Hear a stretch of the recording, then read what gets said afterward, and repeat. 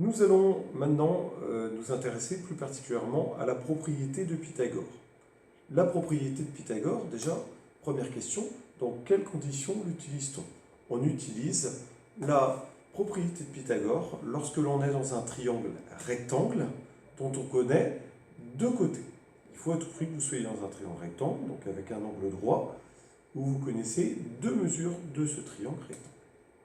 Je prends par exemple ici l'exemple du triangle STR, qui est rectangle en R, dont je connais deux côtés, SR et TR, qui valent respectivement 1,8 décimètres et 1,3 décimètres. Donc j'ai bien un triangle rectangle, deux côtés que je connais, je peux donc utiliser la propriété de Pythagore. À quoi ça sert? Eh bien ça sert tout simplement à calculer le troisième côté du triangle rectangle. Donc nous allons déterminer la mesure du troisième côté du triangle rectangle. Que dit la propriété? La propriété de Pythagore dit que si un triangle est rectangle, alors le carré de la longueur de l'hypoténuse est égal à la somme des carrés des longueurs des deux autres côtés. Alors ça vous paraît un peu barbare. Donc déjà l'hypoténuse c'est quoi? L'hypoténuse c'est la mesure du plus grand côté d'un triangle rectangle. Et on vous dit que c'est le plus grand côté du triangle au carré, c'est la somme des deux autres côtés en la mettant au carré. Autrement dit, pour mon triangle SRT, ça veut dire que ST, le plus grand côté, l'hypoténuse, au carré, est égal à la somme des deux autres côtés, c'est-à-dire SR plus TR, en mettant tout le monde au carré. Ça, c'est bien joli, mais maintenant, il va falloir voir concrètement comment ça marche. Comment ça marche concrètement?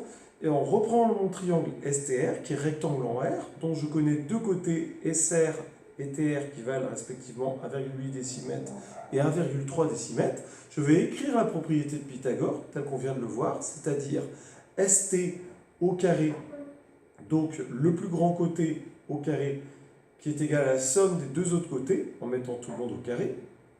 Je vais maintenant remplacer les lettres par les valeurs. Je remplace donc dans ma formule SR par 1,8 et TR par 1,3.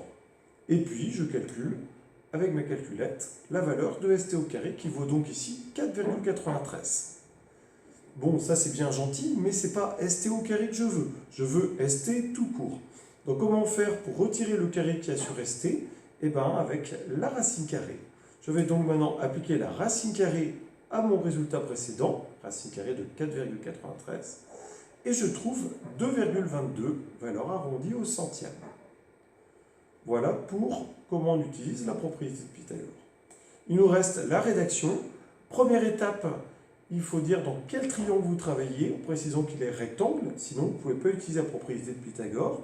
Donc ici, je dis que je travaille dans le triangle SRT, rectangle en R. Deuxième étape de la rédaction, je vais donner les deux côtés que je vais utiliser. Je vais donc utiliser SR qui vaut 1,8 et TR qui vaut 1,3. Dernière étape de la rédaction, il faut invoquer la propriété que vous avez utilisée. Ça veut dire quoi invoquer? Ça fait un peu comme un dieu. Effectivement, en maths, lorsque l'on cite une propriété mathématique, on dit qu'on l'invoque. Donc ici, je dis que je vais utiliser la propriété de Pythagore. Voilà, vous savez tout sur la propriété de Pythagore. Dernière chose avant de vous laisser travailler, avec la calculette, comment fait-on pour pouvoir faire le carré ou la racine carrée? Le carré c'est simple, sur votre calculette vous avez voilà, une copie d'écran, il faut taper sur la touche X2 qui est entourée en rouge, elle met directement le nombre au carré. Si vous voulez faire la racine carrée, il faudra, avant de taper cette touche que j'ai entourée en rouge, il faudra entourer la touche seconde, taper sur la touche seconde qui est entourée en bleu. Donc si je veux faire la racine carrée, je tape d'abord sur la touche seconde, touche bleue, et ensuite sur la touche rouge, X2. Et là, vous aurez la racine carrée qui apparaîtra. Voilà, à vous de jouer.